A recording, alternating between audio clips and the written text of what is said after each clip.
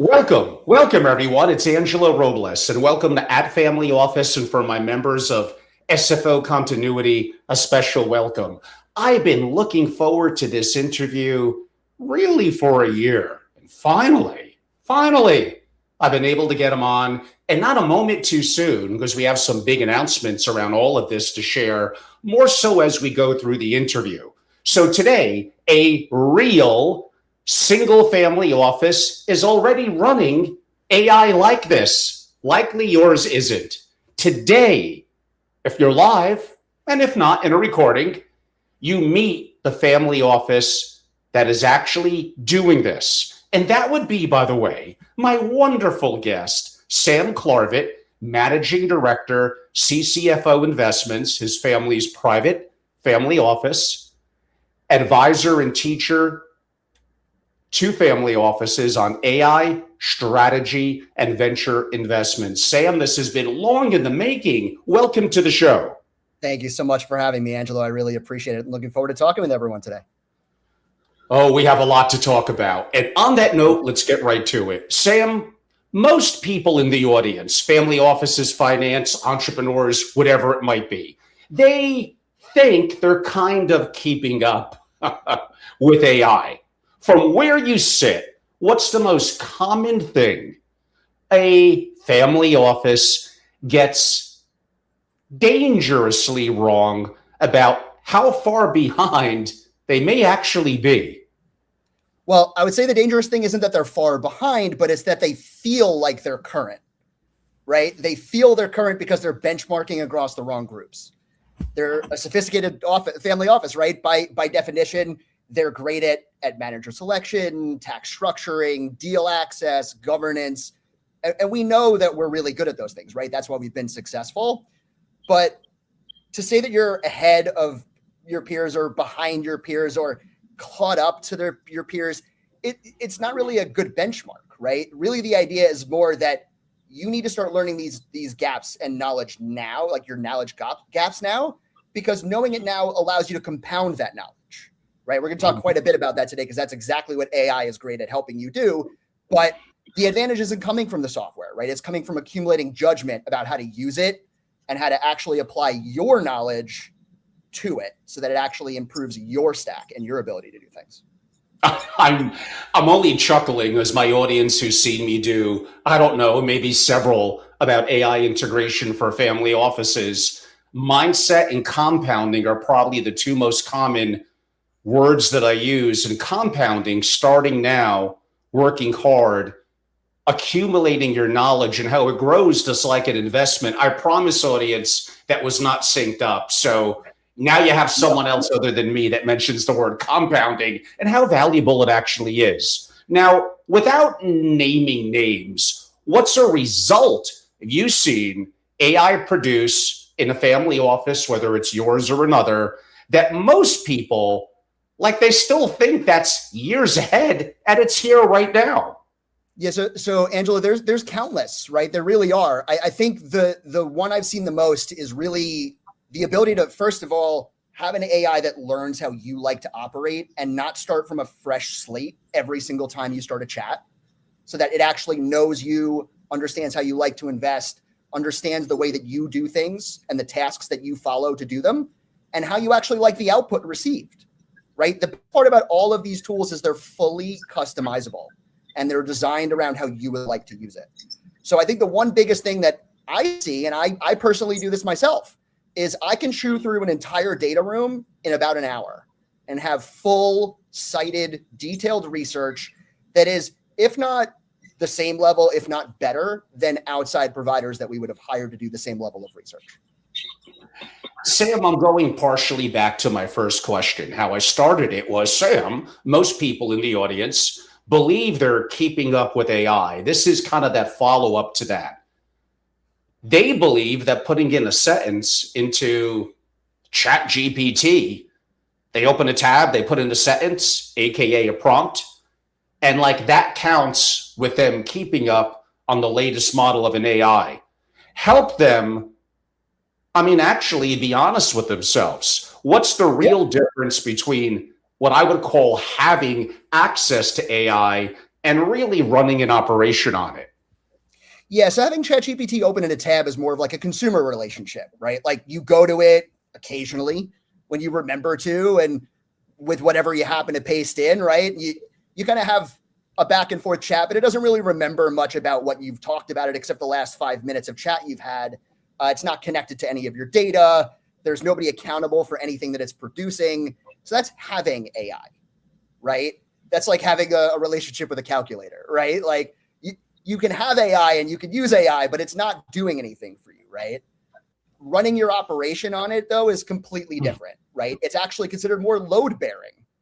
It's wired into your holdings, your documents, your entities, how you actually continuously run. And it's systematized, right? Like you actually build and use it instead of some of the tools you've been using before as a replacement for some of the, or in addition to some of those tools you've had before. But more importantly, it's supervising itself, right? You can also, you should be, as you build it, putting in those guardrails so that it's actually operating the way you would expect it to. But the idea really here is that if you were to switch off your AI tomorrow, would anything actually stop working? And if the answer is no, then you have AI in a tab, right? And if you're really running your operations, then you would notice something was actually missing if AI was gone, right? So that's the biggest difference. That's, I think, what we're going to see changing over the next few years, and what I'm hoping that we can teach. Sam, someone watching this, I don't know, young, old, entrepreneur, family office, finance, legal, accounting, whatever, and they're not too technical. Imagine me 2 years ago, at that time, 58 years old, not that technical. Where do you tell them to begin? The old adage is you have an elephant in front of you to eat. That sounds gross, but we could picture the analogy. The best way to start is one bite at a time. How would you recommend they begin to dip their toe and then compound that knowledge when they're using AI? All great questions, Angelo. And not to shamelessly plug, but I will shamelessly plug for a second. One of the best ways they can get started is come take our masterclass, because we are going to dive deep. There you go. We are going to be diving deep into how to actually get started and how to actually build some of these things yourself for your own purposes. And I'm going to show you how I do these things and ways that things that I've learned, ways that I've done it, so that you can apply the same skills and knowledge to how you do things. We all operate very differently. I'm not saying anything that anybody doesn't already know, and I'm not going to say the old family office adage that everybody else already knows. But that's a critical component to this, right? Is I can teach you the general knowledge, but you ultimately need to figure out how it applies to your family office. So I think really, how do you get started? We need to start using some of these tools today. Understand their limitations, understanding what you can do, what you can't do, and also understand that this is all built using plain English, right? You can talk to this chat to have you build anything you could possibly imagine just by asking in a language you do already know how to speak, right? The one thing that's been separating coders and developers over the last however many decades of doing it is they know the languages. We don't, but we all know how to speak English. Most of us know how to speak English, and we can use that to actually inform AI, understand and deduce, and then give us the results we're ultimately looking for and iterate, right? Ultimately, you're going to iterate with everything, and you should be with AI tools. There's nothing that you're going to build today that is going to look exactly the same at the end of the year. And audience, we'll get a little more into it, a little deeper into the podcast, but Sam did let the cat a little bit out of the bag.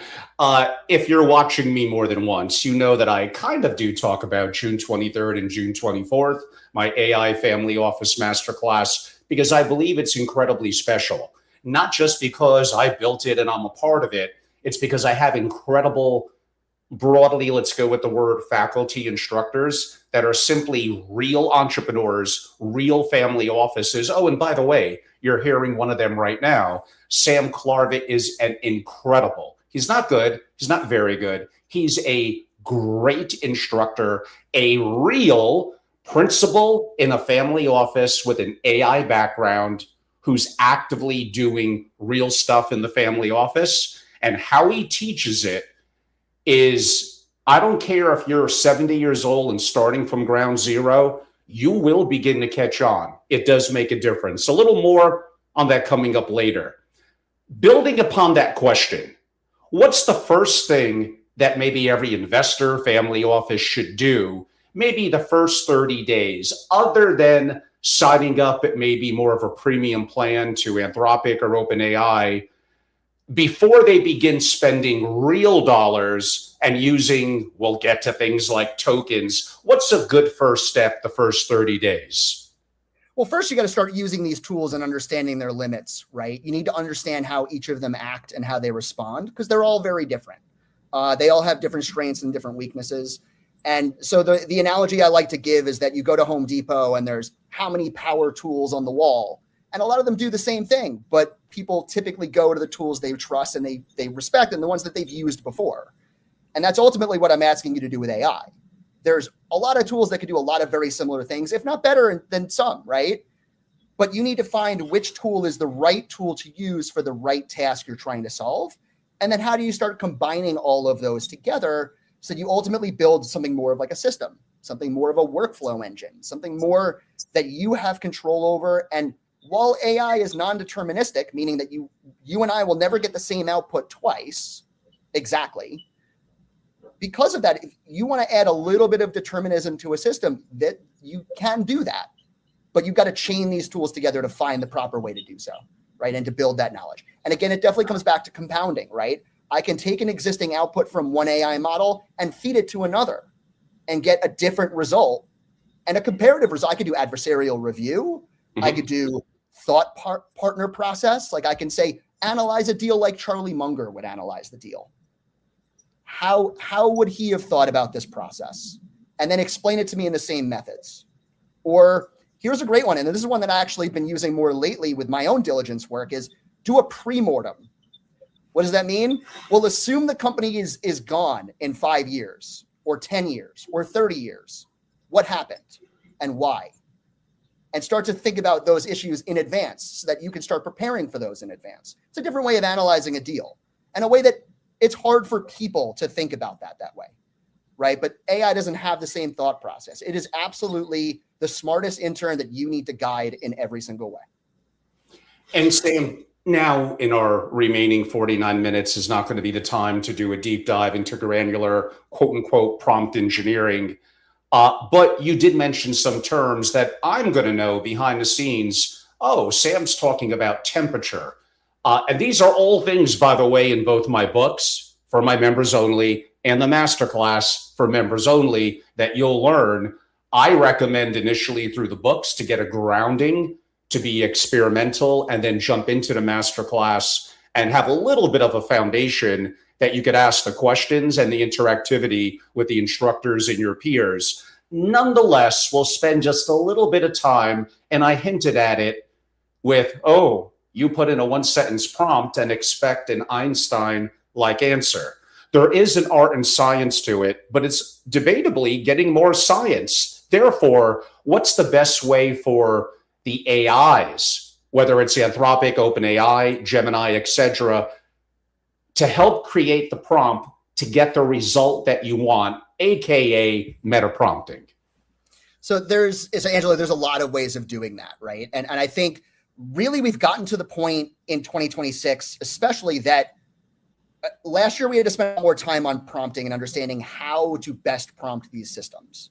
But these models have also gotten significantly better in the last few months, even that how I prompt is less and less required for specificity, right? I don't need to be as granular to get the same amazing response I'm expecting. I could put in a relatively stupider prompt and still get an amazing answer as long as it has enough context, right? As long as it has enough understanding about the problem I'm asking it to help me solve or address, right? And so really in 2026, it's not about how do I prompt better, of course, that's an important factor, right? But what we'll teach you is also how can you get AI to prompt itself? And we'll discuss that. And that's also, I think, Angelo, what you're getting to, right, is how do we get that meta prompt to help us build the best prompt? We use AI to help us do that, right? I think I know what the best prompt could be. But when I send it into AI, all of a sudden I get a response that I wasn't expecting. But that's what the AI interpreted. So why am I not asking AI earlier what it thinks of what I'm trying to say and help me rebuild my prompt so that I'm not spending the entire time iterating and iterating and iterating until I finally get the answer.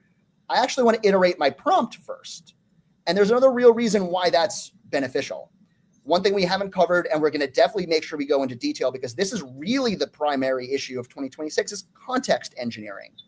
The idea of how do you give the AI enough knowledge within the finite window it has so that it can help you adjust and answer the questions you're trying to answer without going out of its limit and then suddenly stopping or not knowing what it has access to anymore, which is a serious concern.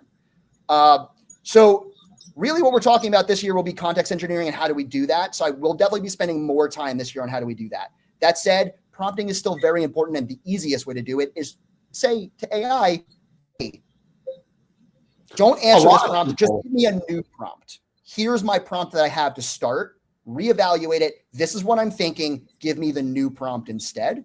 Take that new prompt once you've iterated the new prompt and start that in a brand new chat. And that chat, in a new chat, that's the context window reason.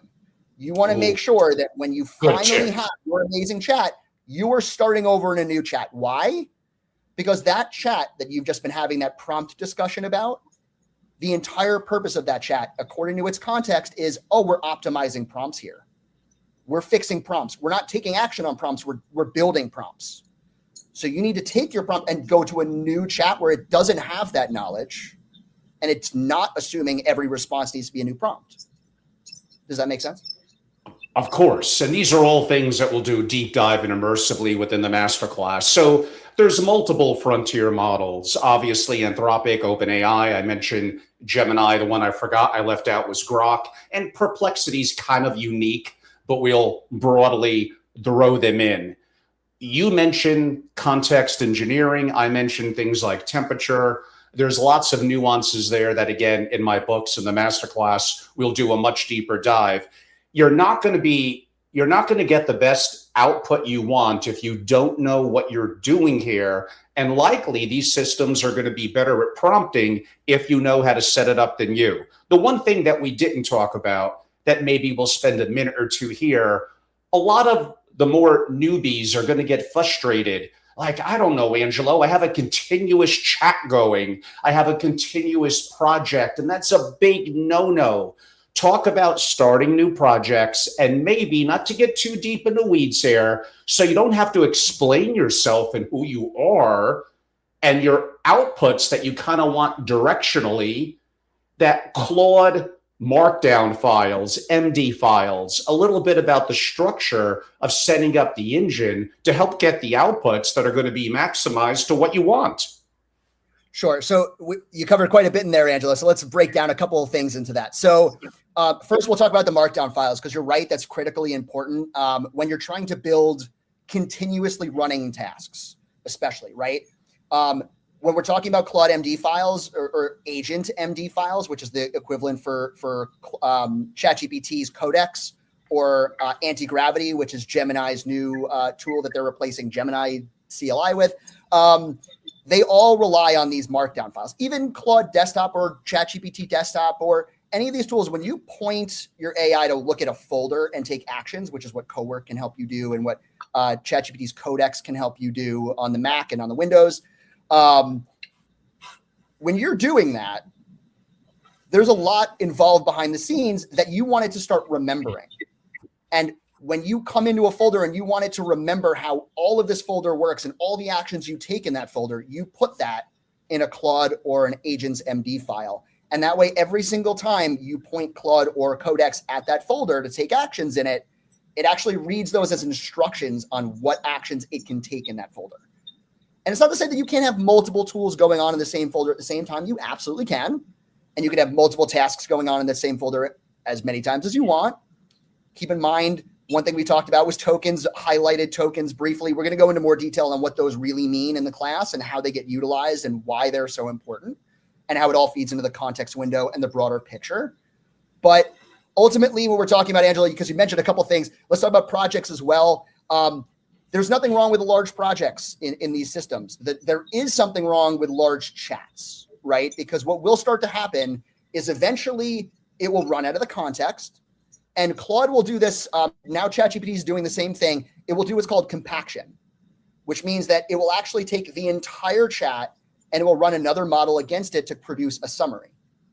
But you have no control over what that summary contains. And so it may be missing critical data as it tries to continue.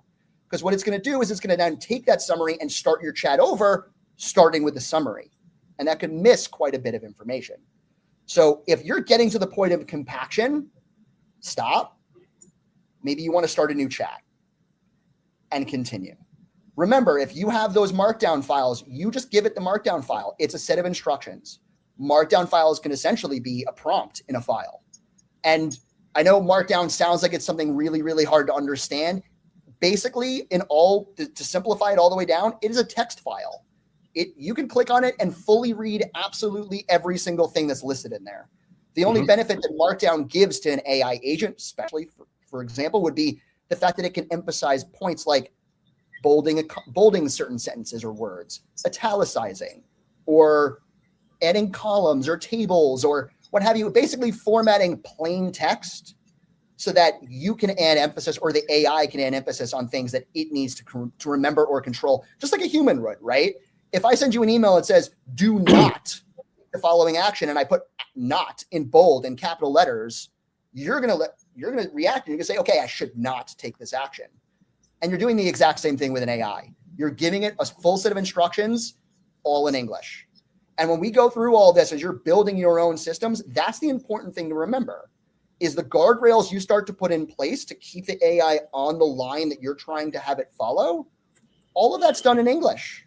You are just asking in writing, this is what I want you to do. Don't do the following X, do the following Y instead. The more that you've given this information, the better the AI will know. Remember, if you give it absolutely no context on how your family office operates, and you're trying to give it a task to say, go due diligence a company and come back to me and tell me if I should invest in it. If it doesn't know anything about how you like to invest, how is it going to give you a good answer, right? It will say everything's a good deal because it has nothing to compare it to. So you need to give it more information to take action on. That's the key. Does that answer the question, Angela? Yes. And again, I'm trying to be careful not to get overly deep in the weeds. We have a lot of things to cover, but there are people that are going to be most familiar with Anthropic being an incredible suite, probably the most comprehensive broadly in services. And we'll maybe get to things that you build inside the family offices with Claude Code. But I think relative to markdown files and what you're describing, memory, institutional memory, projects, context window, temperature, I promise, audience, it's not even quite as complicated as I probably just made it sound. But there is something called Claude Skills that relates to what we spoke about. Tie that together, please.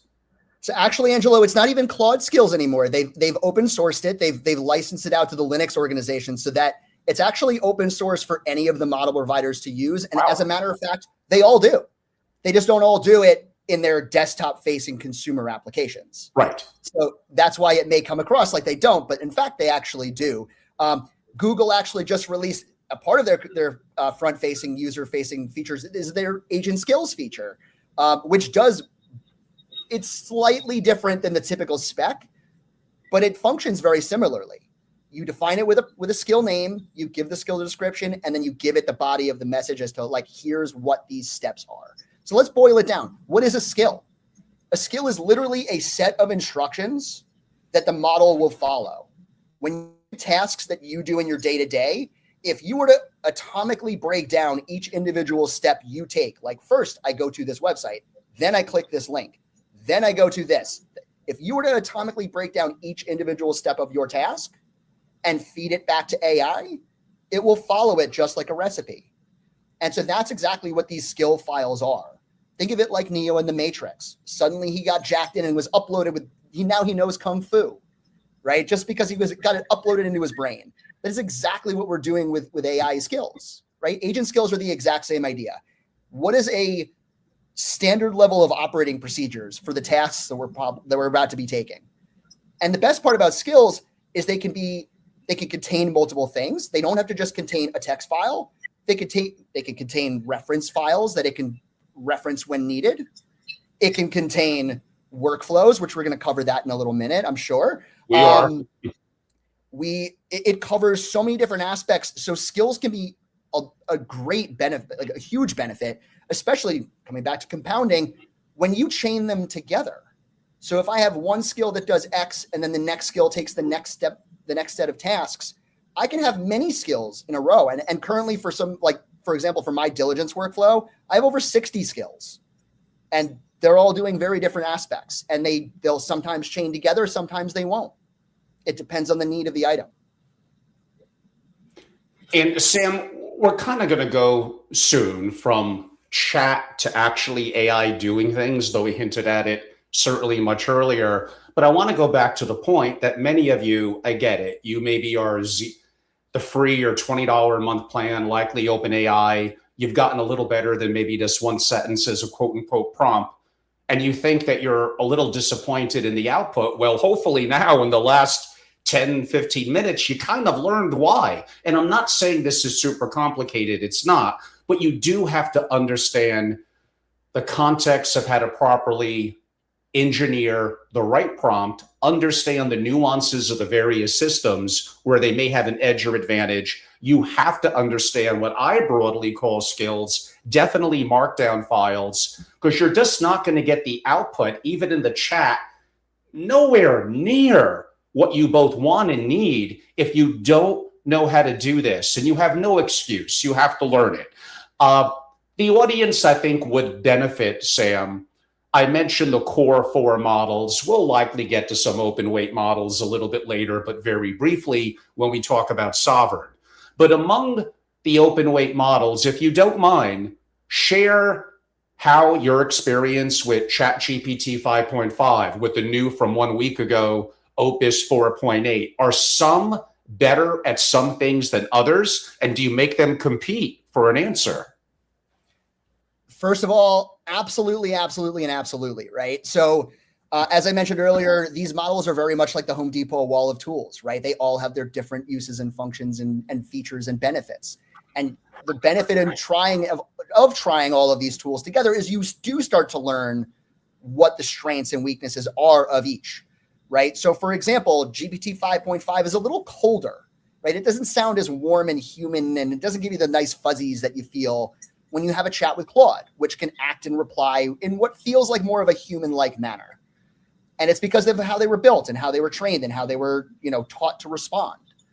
And because of that might actually cause you to use them for different purposes, right? So Claude is actually phenomenal for creative writing because of that human aspect, whereas ChatGPT may not be the first thing you go to for that. But it may be really good at structure and organizing and saying, wait a second, I may not know how to do prose correctly, but it may know the flow of a speech would sound better like this. So why wouldn't I use the two of those together? Have one write the flow and have one write the copy, right? The idea is absolutely I should use the power and combinations of everything I can. Why wouldn't I?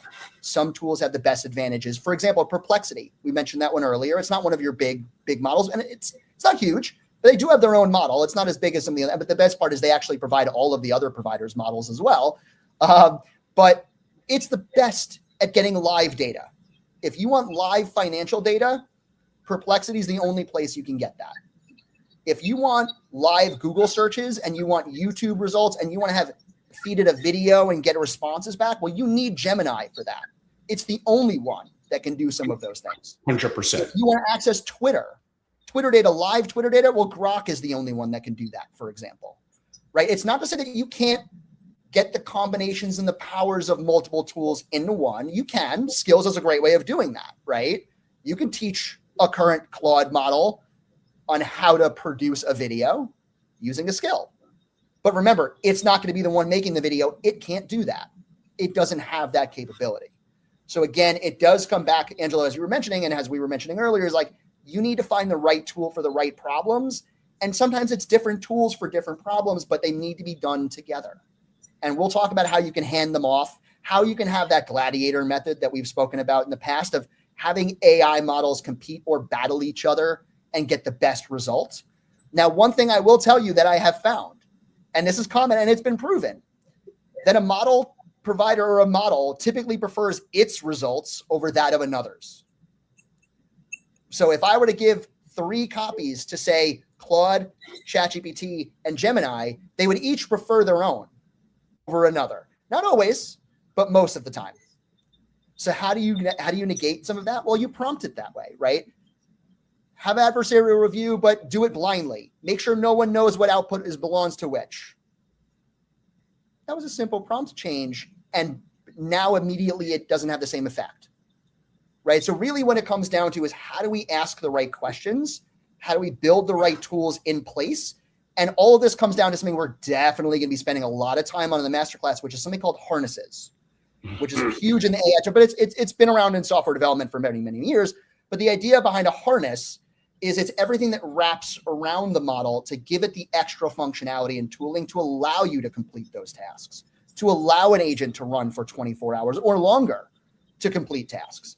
That's what's called the harness. And it's giving it gives the model access to the skills. It gives the model access to MCP, or what you see as connectors when using Claude or Gemini or ChatGPT, right? They have the ability to connect your live data. All of that is because of the harness around the model. The regular model itself is what you would see in a chat. It doesn't have any extra abilities, right? But once you start adding them on, that's the harness giving the model access to tools that it didn't have before and abilities it didn't have before. And now that's what's so amazing in this year, is we can now actually customize and build our own harnesses, which does tie in very well into workflows, Angelo. So I hope I didn't tee you up too much. But you let me know. Yes, and right before we get into dynamic workflows, as they technically, Claude, it came out a week ago, called it, and really built upon what they did with the finance agents, where Dario on stage with Jamie Dimon about a month before, and about a month before that was Claude managed agents, all leading into this. Right before you answer that, and these incredible, powerful tools that take you from chat to doing things, even within your browser in Complexity Computer or Gemini and other platforms, the last 3 months have been incredible. But Sam, right before we get to that, I know some of you in finance and family offices, a principal or an executive, like, whoa, this is a lot coming at me. I get it.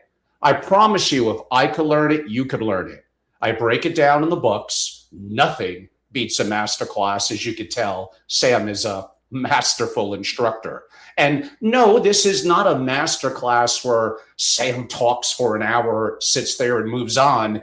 He's there multiple days, a multi-hour instructor, faculty leader, interaction with the other faculty members, and constant questions and interactions with many of you. Many of the people that Sam met last year, they've kept in touch with him. And that level of camaraderie and interaction and learning and sharing is what makes it valuable. You could be starting from ground zero, I promise you.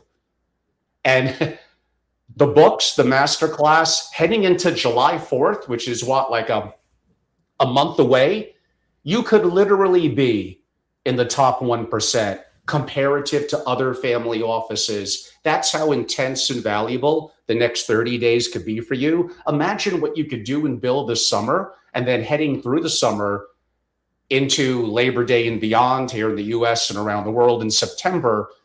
Like, I want you to have job security. And if all you do is look at a computer screen and focus on legal, accounting, workflows, and finance, I'm telling you, the world is changing. You know many of the thought leaders that are out there quasi-honestly talking about this. It's changing rapidly. Look at what Ken Griffin said about PhD hires. Look at what Jamie Dimon building a workflow in 20 minutes over a weekend with Anthropic.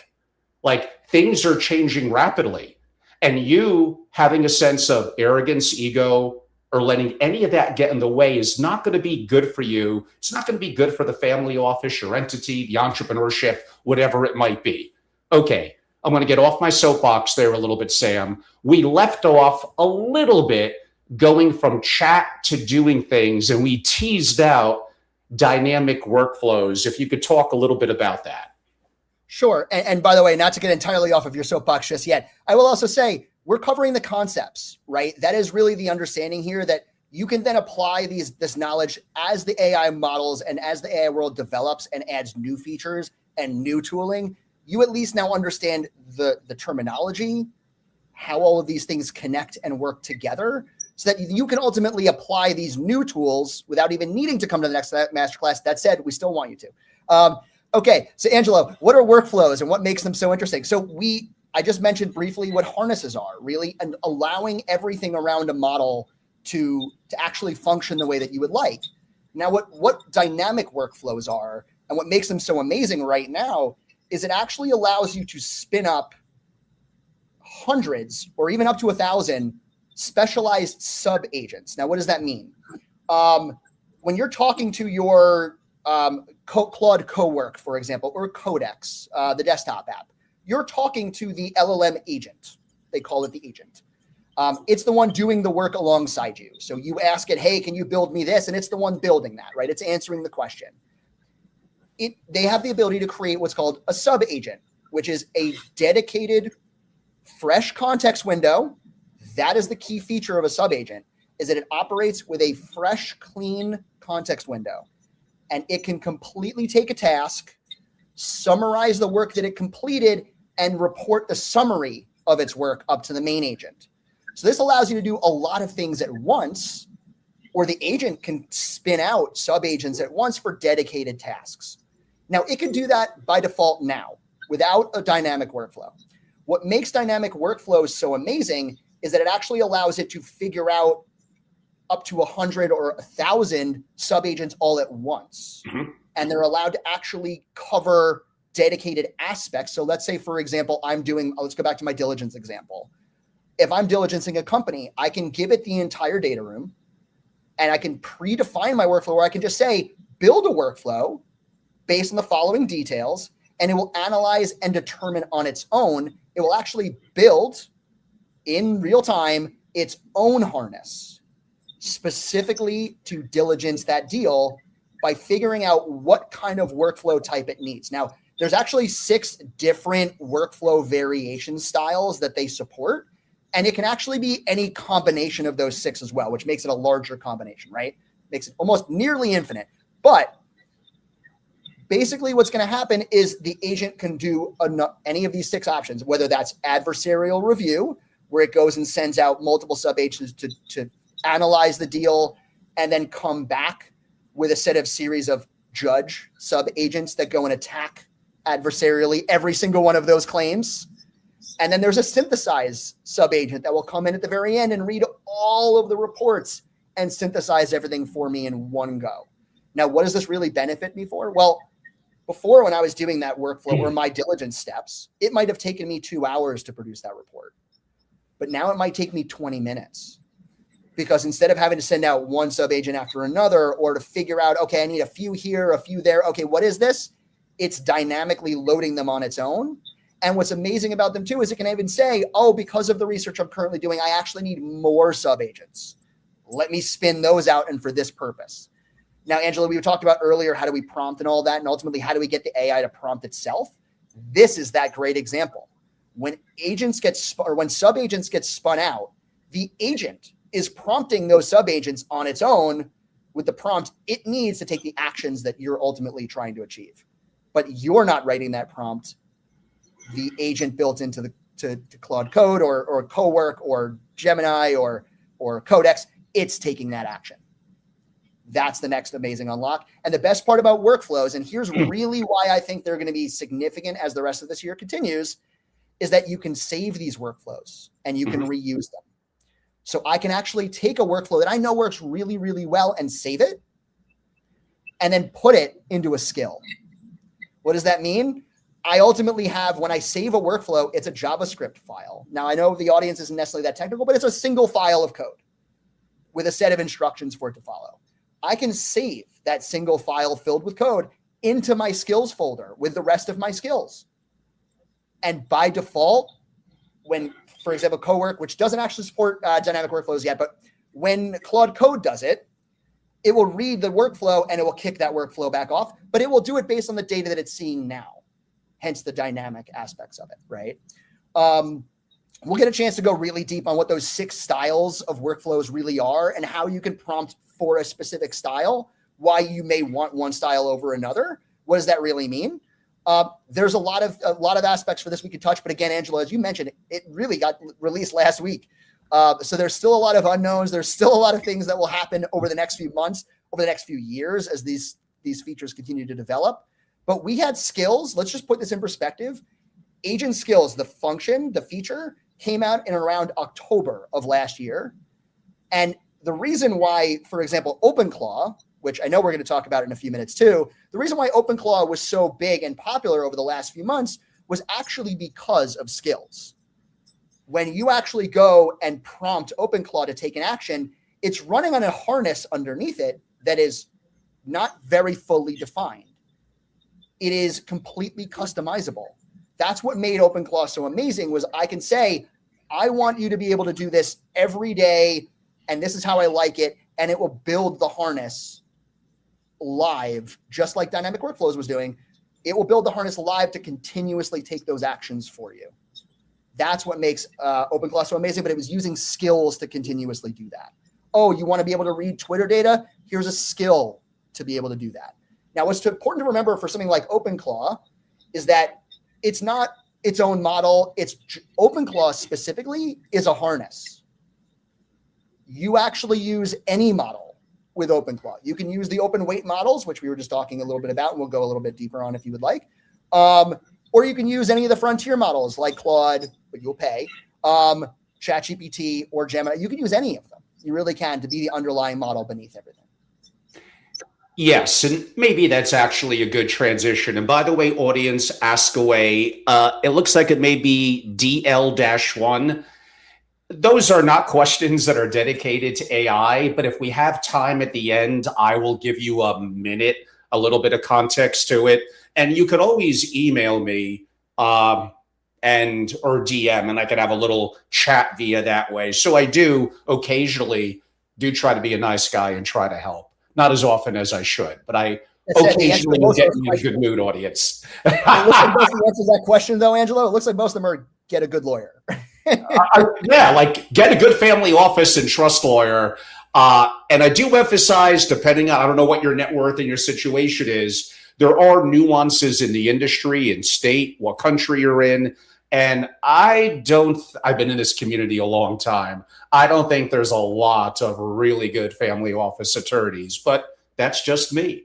And sadly, I'm not one of them, or maybe not so sadly. Sam, where we're going to go now is we're talking about from chat to doing things, but we're sticking a little bit, or have been, to the frontier models, mainly Anthropic and a little bit of OpenAI. And we didn't really get into Perplexity Computer, browser functions, Comet, how that morphed. And again, we got to save some things with depth for the masterclass, but you did bring up OpenClaw. So these will be my comments and then jump right into. When you use the frontier models like Anthropic, my words, I'm not putting words into Sam's mouth. They're incredible if you know what you're doing. You don't own them, you rent them. Theoretically, especially if you don't know what you're doing, you might be bleeding some IP. Even if you think, oh, well, I'm using them through AWS and Bedrock and I got them contained. Bravo, you're doing some things better than most people. Oh, but I have trading turned off. Again, you're doing some things better than most people, but it is a platform that you don't own. There may be vendor lock-in. And if you believe in sovereignty, and I'm an extreme believer in privacy and control, then that may not get it done for you. That's going to lead you down the road of what hardware do I own where I don't need to touch the cloud because I'm downloading AI models that are not quite as powerful, but maybe I don't need them to be. Now, my bigger comment on what you said about OpenClaw, where I do have some experience, yes, but I think it needs a little bit of context. And I think if you watch Alex Finn and others, they'll also tell you, and by the way, Hermes has given OpenClaw a battle of all battles, and that's great. So these are open harnesses, a word that I'll use, that correct, you got to kind of strap in the AI. Most people are going to recommend that for high level thinking, AKA a level of orchestration, that you use the frontier models, but you want to be mindful of cost. Right now, I don't exactly know why, and neither do many others. It appears like Anthropic's suite, even though they fight OpenClaw, something about their orchestration just works a little better at the moment than 5.5, but it's gotten closer. But for execution, you can absolutely and probably should, unless you want to spend thousands and thousands of dollars a month, probably use open weight models that you have to learn how to use Hugging Face, Solana, how to download, how to have the right hardware, all things. And that's a little bit my wheelhouse that we'll talk more about at the masterclass. But if you want to give a comment, Sam, for those that may not want to be locked into Claude or OpenAI, may want to have more sovereignty, where Hermes, OpenClaw, and if you're a family office that has an AI engineer on board, maybe using Pi, you could kind of build your own system completely from scratch. So thank you so much for mentioning Pi, by the way, as well, Angela, because I was mentioning the harness underneath OpenClaw is actually Pi. That is what powers, that's what makes it work. You asked quite a bit of questions in there again too, Angela, so I'm going to try to address I got that bad habit. It's a good thing. It's a good thing. When it comes to agentic development, that's what we're talking about with regards to these tools, is agentic AI, or like that AI assistant that you always dreamed Siri would have always supposed to have been, right? Your real personal assistant. That was the hype cycle, right? That's what made it such a big deal was, I finally have the assistant that I can just say, hey, go put a meeting on my calendar and it's done. Like I don't have to think about it. I just fire off the tasks and I come back and it's complete. But what's amazing for all the people who've been using Claude Code or Codex or a lot of these tools for the last few months, if not at least a year, because Claude Code came out in February of last year. It's only been slightly over a year, and it's already valued the product over $2 billion. That's how big of a jump it's been, right? The users who've been using Claude Code for the whole year were like, what's so exciting about OpenClaw? It does everything I already know how to do now. But what made it super exciting for most people was I can access it from text messaging it on my phone. Yeah, it's very cool. Right? That's what made it such a big deal. But it's also what makes it very scary from a security perspective is you don't have the visibility as to what's really going on behind the scenes. And I know this story is already old, but I'm going to bring it up briefly because it is important as you think about the security of these tools, that one of Meta AI's lead security engineers for AI had almost all of her emails deleted by OpenClaw because she didn't see that, by the way, the reason why it happened was it blew the context window, that her prompt and her instructions were too big. The context couldn't hold it anymore. So it just started massively deleting everything. And she couldn't get to it in time before she could shut it off. It was already all deleted permanently. So that's a guardrail problem.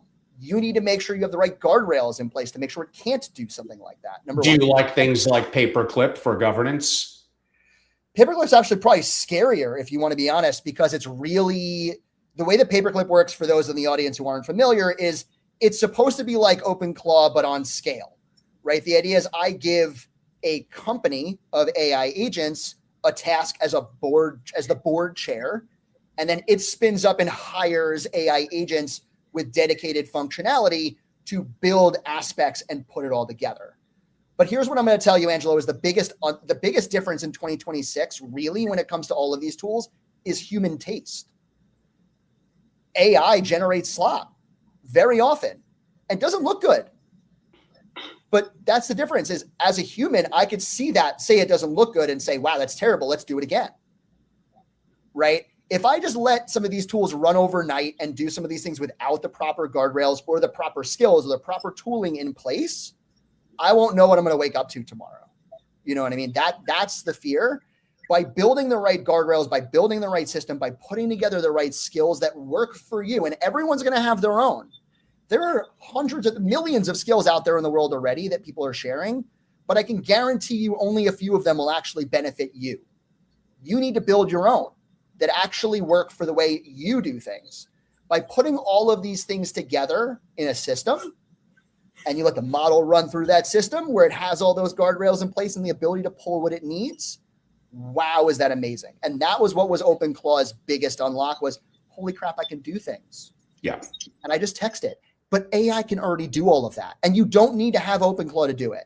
You can do it with the tools you already have. All of them. All of them that you currently have can do exactly what OpenClaw can do today. And you don't have to pay for another subscription. There are ways to do it. And we'll talk about that if you would like to talk about that.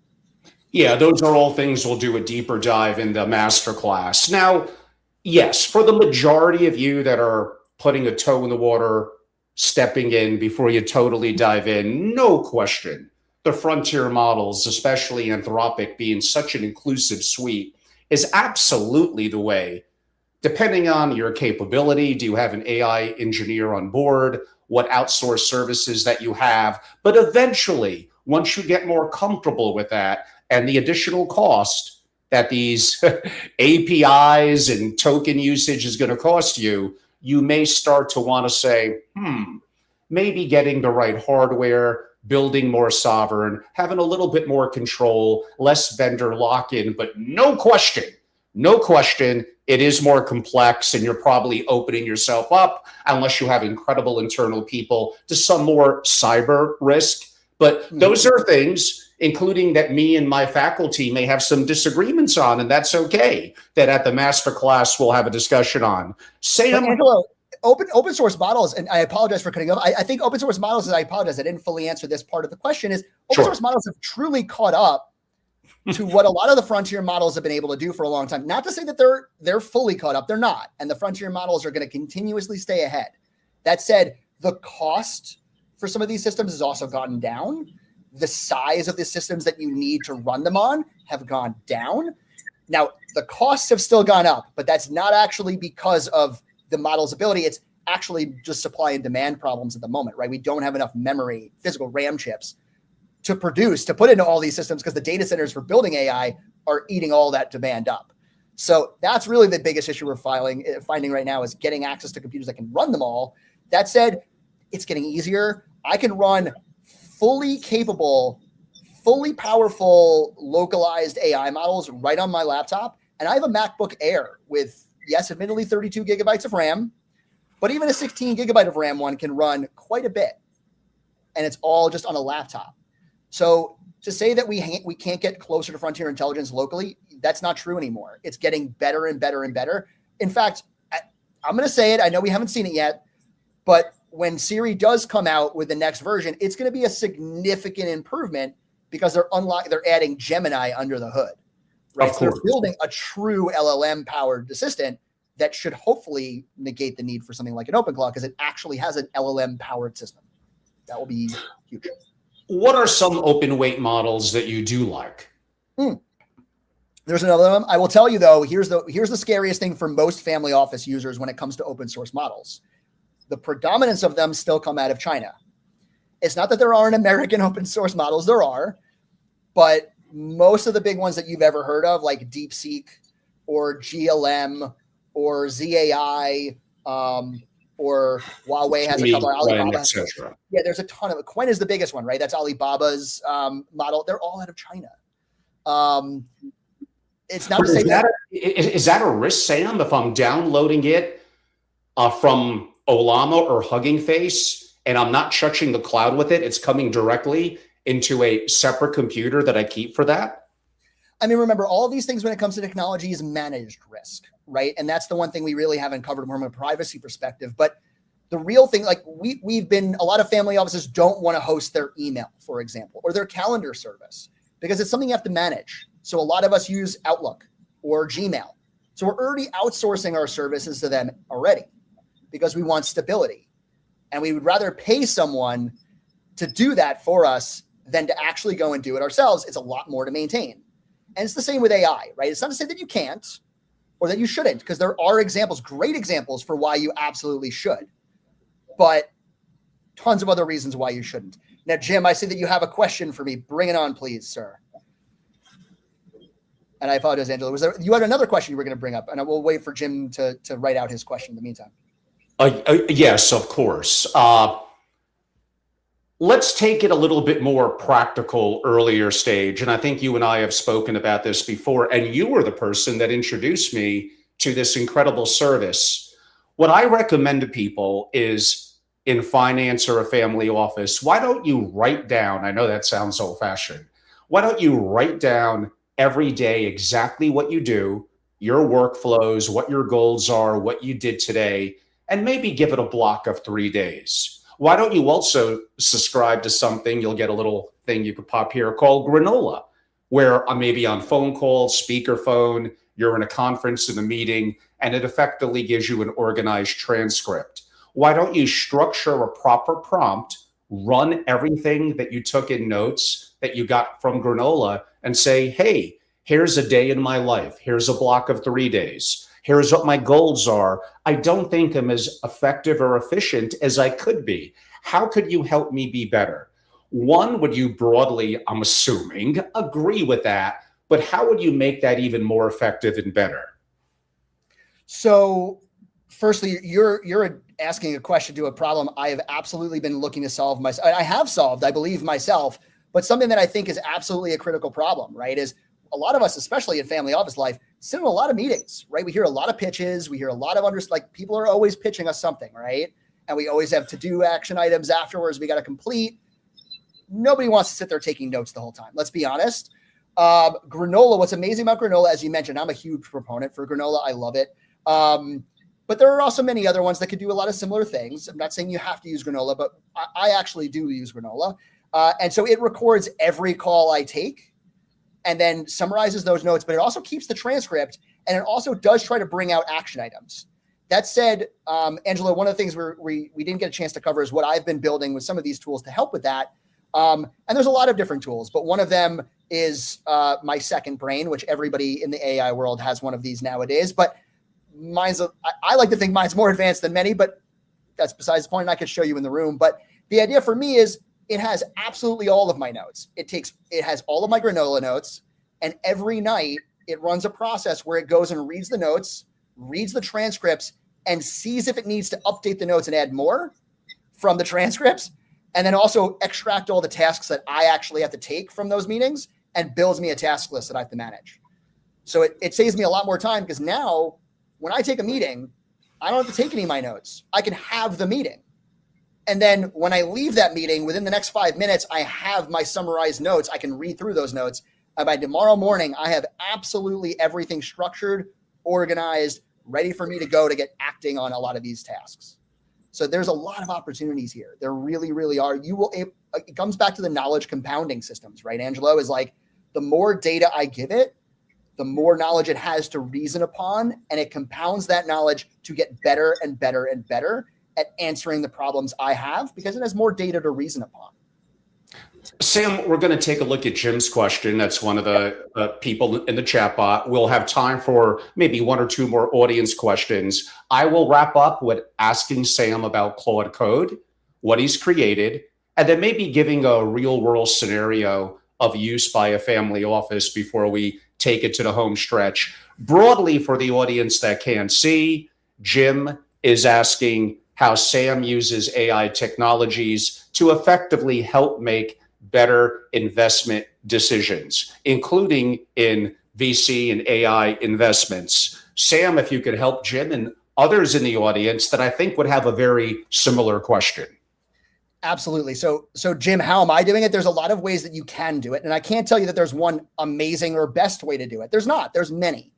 But one of the ways that I'm doing it is through, as I kind of mentioned a little earlier, the skills, right? So I've set up a workflow, not a dynamic workflow. I've set up my standard day-to-day workflow of when I take this action and I take this action and I take this, and I go over in the row, I do this today. So I'll give it a deal room or data room with all the materials.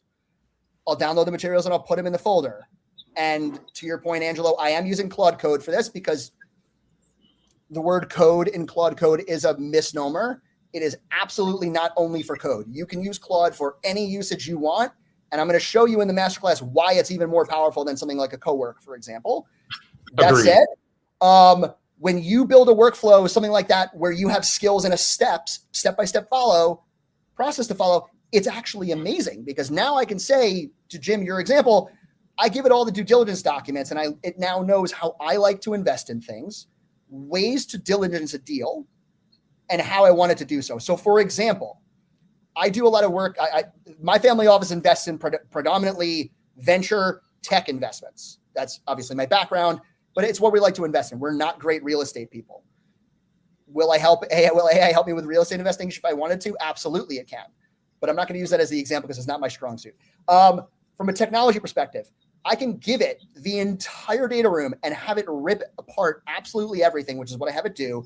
I have it do background analysis on the manager.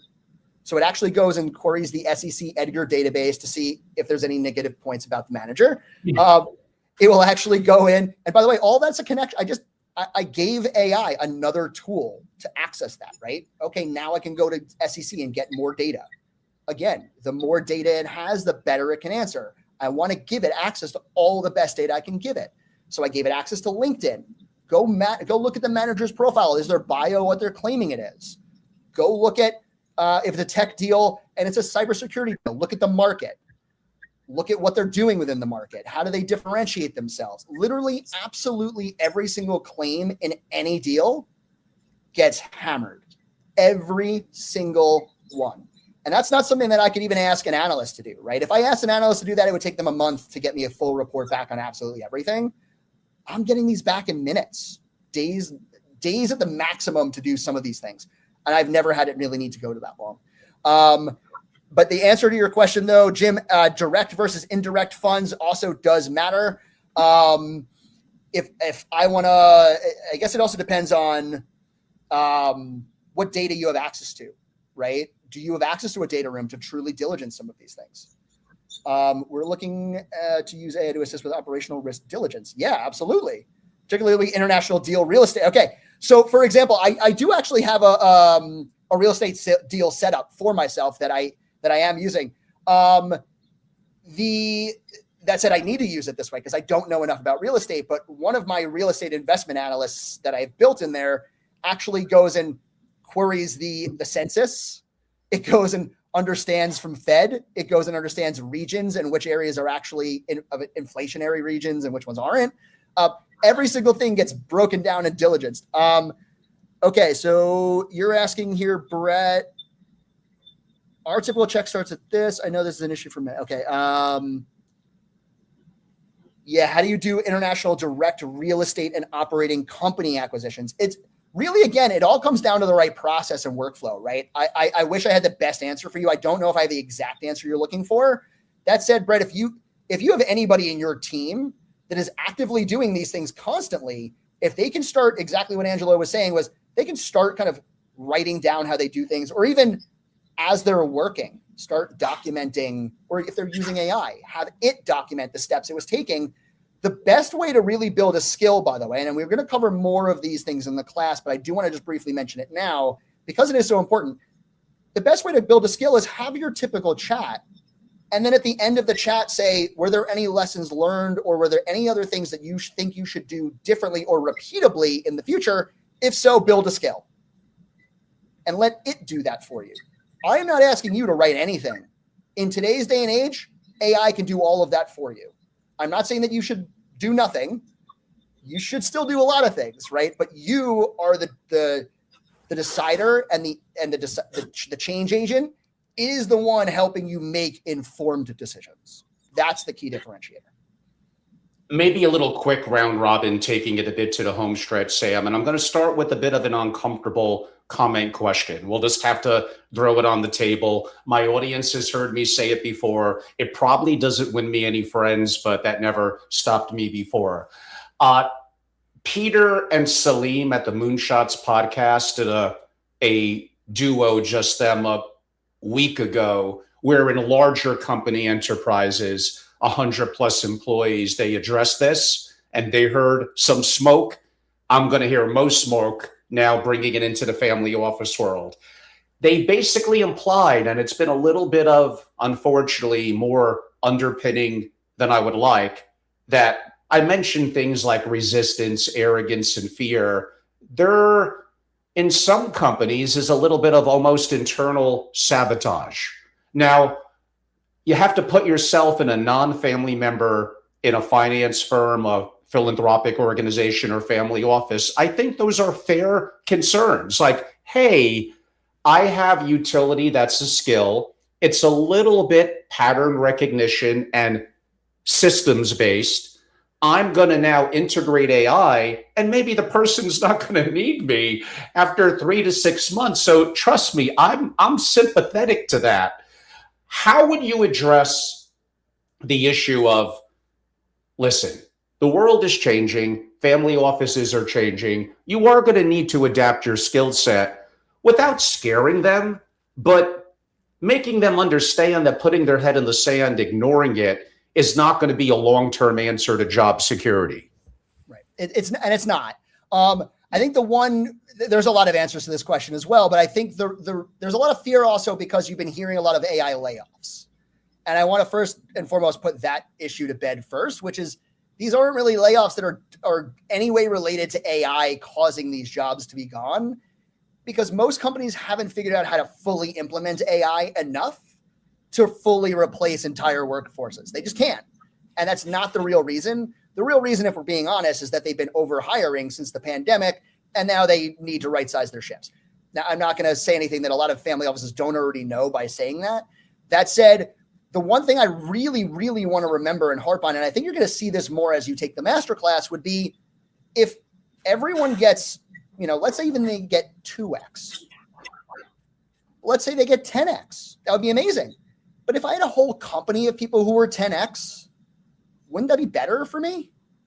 Right? Like, why would I want to let go of people when I'd rather have more people doing 10 times their ability before to make me succeed?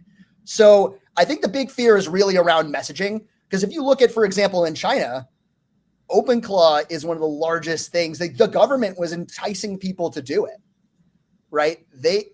There's no hesitation against AI in China. That's why there are a lot more companies and people are willing to do anything. But in America, we're very private, we're very safe, and we are very cautious, and we are very hesitant. And there's nothing wrong with that. We approach everything from a risk mitigation point of view.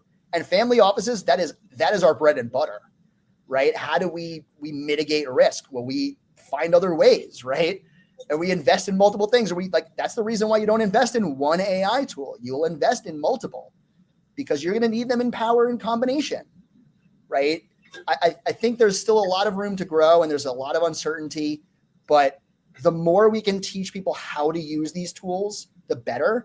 And I think, Angelo, to your point really about, like, for example, Uber or Amazon who've said, or Microsoft even, that have cut some of their token maxing efforts, the idea of, like, how do we get every one of our employees to, like, maximize their token usage? I mean, like, constantly keep using these tools just incessantly just to build. Well, the real reason why they're curbing some of that was actually for multiple reasons, but the predominance of it was, number one, they didn't have a good set of training in the first place. So a lot of people were just building things that had no value, or at least no value for the company. They may have had value for the employee, but not overall in a larger scheme. Number one. Number two, because they were letting everyone build anything, there was no way to actually kind of get it to all work together at the end of the day either. They weren't enticing them to work as a team to build a product. They were enticing them to all build with them by themselves and build products, which is not how any corporation has worked in development for years, right? It's always been teams of people building things together. So I think as these development practices also continuously grow and change and adapt, because we have had to do that, as we've had to do with all major tech cycles, we've had to readapt and relearn. We're doing the same thing now, and we're still right in the middle of it. So for all those companies that say, oh, we're letting go of people because of AI, that's not true. They're letting go of AI for other reasons, or they're letting go of people for other reasons. It is actually more of a reason why you should learn how to use these tools, because it will also be the differentiator for you as well. A lot of these people don't have the training they need to actively take advantage of these tools in their full capacities. Those of us who have that knowledge will be better off. Yeah, there was, like, when I noted there's a couple of weeks to go to the masterclass, jump on board, access to me, the 2 private bucks. You're going to meet Sam in person, other incredible instructors, immersive, your peers. I got people coming in from Germany, all around the world. And literally by July 4th, a big US holiday, oh, but Angelo, you said I could be 70 years old starting from zero and be top 1%. If you have some level of intelligence and you put in the work, the benchmark in the family office world, yeah, it's that low. The majority of them, and I travel the world, on a scale of 1 to 10, the majority are a 1 or 2. I'm maybe being a little kind, maybe like a 0.5 to 1. So for you to get to that level in really technically about under 30 days, oh, it is absolutely possible. Really quick, Sam, not easy for me, I'm sorry. But I know we're going to get family offices thinking two things that are holding them back. Let's jump right into it. And you hinted at this one a little bit. Angelo, like, I don't know. I'm concerned about cyber with this AI. How would you address that? Yeah, again, it definitely comes back to managed risk, right? We've been doing this in the tech world forever, right? We constantly build tools. Obviously, not to say that this tool isn't radically different and radically transformative. It absolutely is. And it's causing us to rethink how we've done all of these things for a long time, because it's changing how quickly some of these things can get done. Now, for those of you who use AI actively, even if you've tried to do any development work or anything in there, you'll notice that it actually tells you how long something's going to take, but then it's wildly wrong. Well, why is that? Because it's actually the training data is trained on human hours to complete a task. So when it says, oh, it's going to take me 5 hours to complete this, and then it finishes it in 20, well, yeah, because it would have taken a human 5 days or 5 hours to do that task. But now because of AI, it can be done in 20 minutes. So all of our thought process, all of how these things are working have shifted all of our mindsets. Now, the key question you're asking, though, Angelo, is privacy, and how do I make sure that like what I'm doing is private? And there are a couple of things that we can discuss on that front. You mentioned like locally hosted models is absolutely one of the key ways you can be safe and secure in these tools, using these tools and systems, because you own it. It's running on your machine. That said, it's not nearly as powerful as the frontier models are. The frontier models all are SOC 2 compliant, HIPAA compliant. Now, it doesn't necessarily mean that they're not training on your data unless you explicitly pay and turn that off, and you should. And there are still restrictions that they can hold their data for 30 days, right? Mm-hmm. And even OpenAI has been proven that a warrant can be good enough to get your chat history and use that, for example. Exactly. That said, though, as I mentioned earlier, a lot of us are using Gmail or Outlook. We might use Dropbox. We might use Google Drive. We might use all sorts of cloud-hosted services. Even the big firms do too. So here's ultimately my argument is Apple is a 1 trillion plus valued company. NVIDIA is a almost 4 trillion plus valued company. Some of these are very, very valued companies, and all of them are using AI, no problem. So how are we doing anything any differently than they are is one question. But number two, how do we catch up is the other question, right? Like, we know we can't sit on the sidelines and do nothing. We will absolutely be caught behind.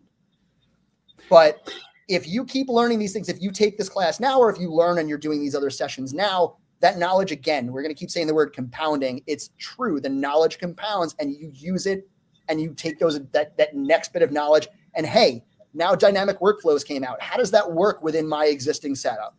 How does that work for my tool set? Got it. I know how it works. Great. Now I know how to apply it. That's what we're trying to teach. And I think the last question, then we'll do a close.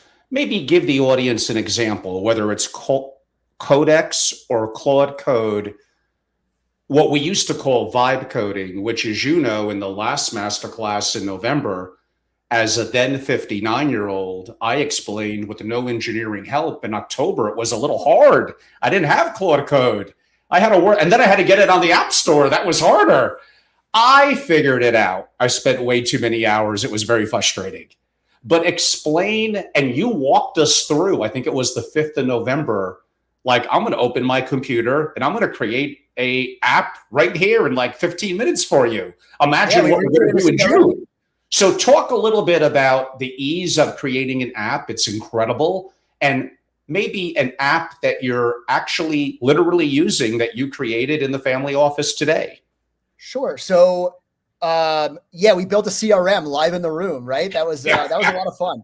I think what we've now realized, especially given how easy it is to create these things and how disposable you can almost say that code has become, right? I can very much say after the end of one generation, I can say, you know what? I hate every single thing you just built. Do it again and throw everything out. Am I hurting the environment by doing that? Yes. And we're not going to go into a different conversation on that. But the answer is still, it is disposable. And sometimes that is the better answer, right? Is rather than trying to reiterate and trying to get it to that point, maybe it's easier to just scrap it and start over. You can do that with AI where you would never have done that before, right? You would never say in the middle of a work project, you know what? Let's start it all over again. This didn't work. Let's start it again. You would never have done that. But with AI, you probably should sometimes do that, right? Because sometimes it's going down a rabbit hole that it should not be going down, and you need to start it over and get it right. But for us, it's a timing aspect, right? I don't care if it takes 20 minutes or 2 hours. If I'm not focusing on it and it's still getting done, I don't care. So as long as it's happening in the background, that's my goal. I think there's so much more that we did obviously not have the time to cover for in an hour. And that's obviously why we have 2 full days of masterclass to cover absolutely every single thing. But I would love to demo in the room when you guys are there. I'll show you some fun things that I've been building, but I'll come back to my second brain a little bit here. And I know this is an example that everybody will see online, but it is very, very useful for knowledge work, especially, which is what we're doing, right? I'm taking a lot of meetings. I'm trying to understand companies that I'm looking at and investing in. I'm trying to do my emails all day. I'm trying to manage everything all at once. Why am I not leveraging the tools that can help me do that better? Make me more efficient.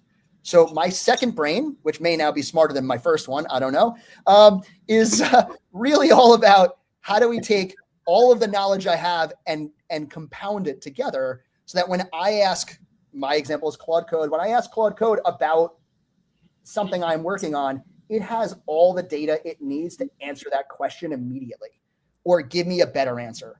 So for example, for the meeting that I have today here with Angelo, where we're talking about what a real family office is running AI on, all I had to ask was, what was the last time I had a meeting with Angelo and what should we be discussing?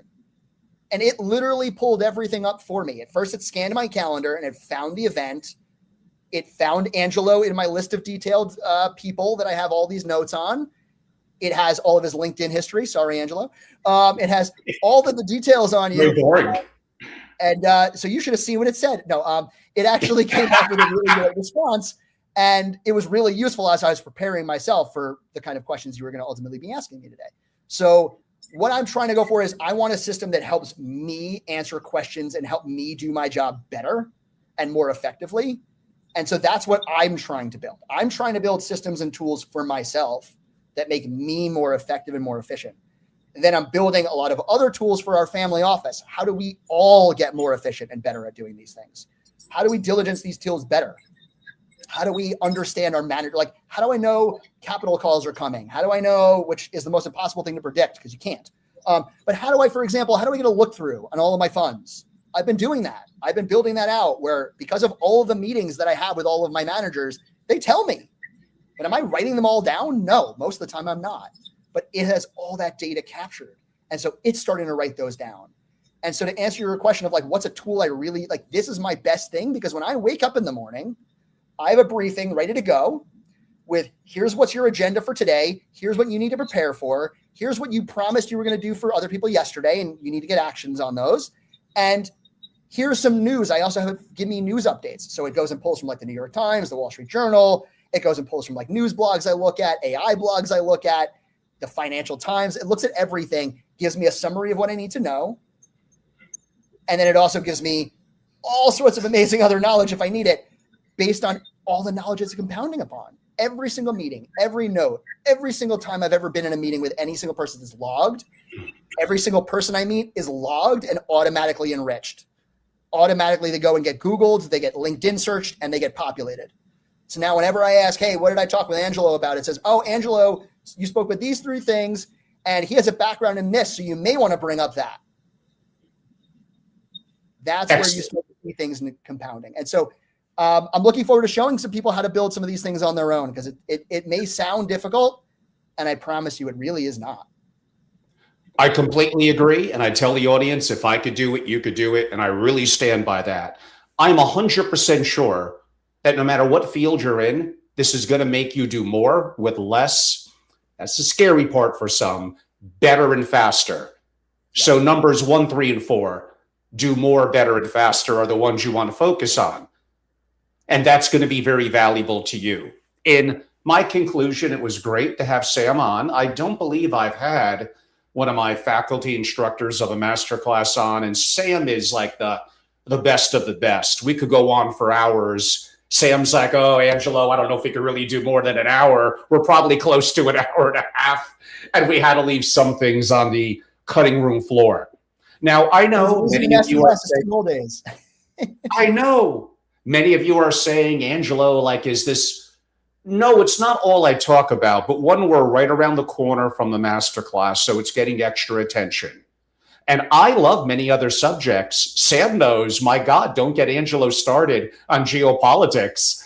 I love macroeconomics. I love investing. By the way, AI ties into all of that. And sorry, DL1, your questions were not on topic for the AI today, but if you email me or reach out to me, I'll give you at least, even as a non-member, I'll give you a little bit of context. I'll be nice for 5 or 10 minutes and try to help guide you if your questions were somewhat serious. So when it comes to family office dynamics and structure, global issues, investing, taxes, geopolitics, macro, I love it all. These are all subjects that my members get proprietary content on, hear some of the world's greatest speakers, and interact with families. So yes, I am globally the family office person that's by far talking and living through the AI story the most, because I do believe I see something here that many of you do believe I'm directionally correct. I get it. Many of you just think I'm too early. I'm not. And you're going to get the mindset and the compounding of the advantage that others may not be able to catch up on if you just run with this. So yes, I am screaming it from a mountaintop. And in 2 years, you're going to look back and say, oh, the guy with the beard was 100% correct.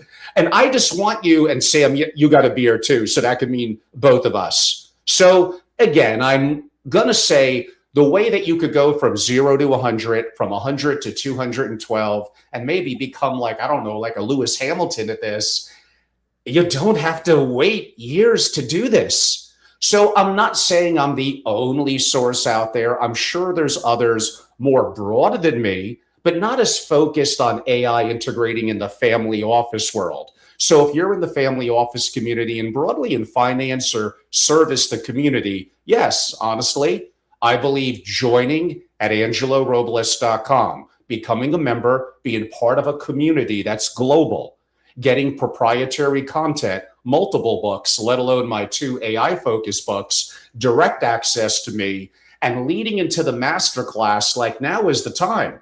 I'll reserve you that seat. By the way, this will be the largest, I don't know if that's necessarily good, the largest by number of people masterclass that we've hosted.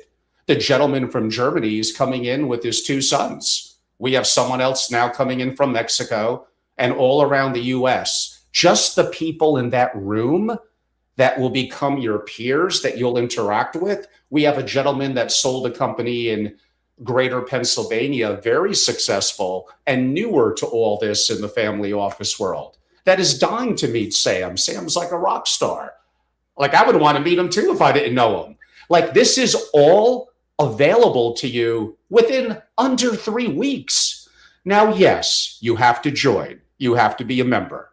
So go to angelorobles.com, look about the AI Masterclass, go to membership, and just jump on in. I'll help onboard you. You'll get all the proprietary content. You'll be with us for the full year. I'm going to do other masterclasses. Sam will know because he was part of 2 of the 3 last year. Probably about a third of my participants basically attended all 3. Don't you learn more from watching your favorite movie or series a second and third time? Oh, and by the way, AI is changing so quick that even a 2-month gap in a masterclass, maybe 20% of the content may completely need to be revamped. So the opportunity is less so me.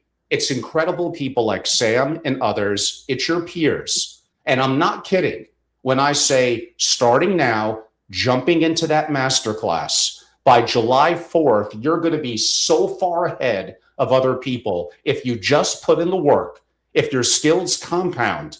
Imagine where you're going to be at the end of the summer. And later this summer, I'm going to host another. And then fall, I believe we actually have the dates. I think it's November 4th and 5th. Similar dates to what I did last year. And then probably first quarter, we'll do Florida. So within a 12-month period, we'll probably make it 4 of these. And finally, move one out of New York. All you have to do to meet faculty and real family offices like Sam and other peers that are going to be in the room and interact is to jump on board. I get it. It's not an inconsequential number, but what's the value that it's going to provide to you in industries where the benchmark is very low? And I want you to be incredible. Now is the time. So you know how to reach out to me. Actually, the gentleman who joined from the Mid-Atlantic who sold the company, he just texted me. So my number, by the way, is 203-570-2898. It's not a second phone. It's my actual phone. People, I don't know, they don't like to call or text me. Am I that much of a curmudgeon? So feel free to do so. DM me on social medias. Email is angelo@angelorobles.com. And the website, it's pretty simple. And joining is very easy, angelorobles.com. I want you into the masterclass as a member. That's your ticket. That's your in.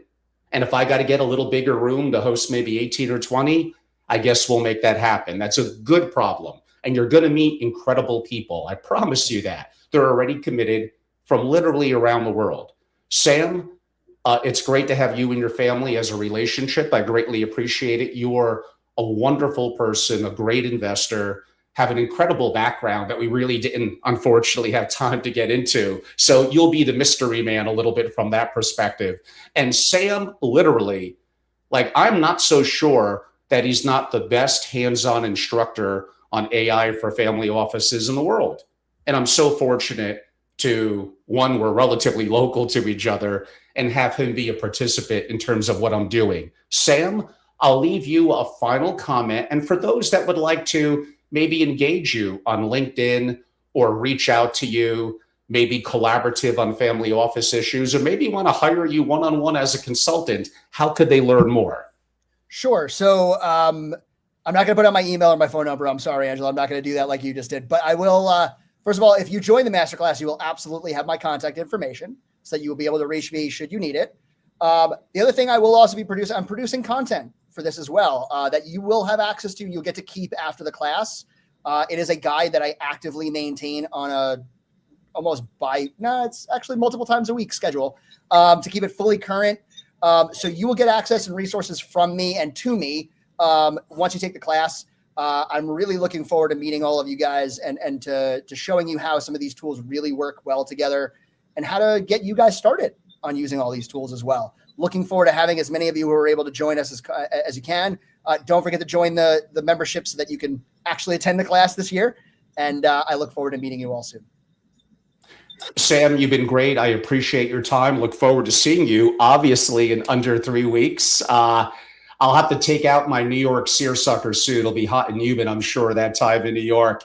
If you remember last year, the first one, we had like 2, I'm not making this up, 2 back-to-back, the days of the masterclass, 99 and humid. New York could be like that sometimes. But everyone, again, thank you all for your time today. Sam, you've been great. Appreciate you, and I'll see you soon. Everyone, thank you. Appreciate all the questions. Everyone, have a great day. Thank you, Sam. Thanks, everybody.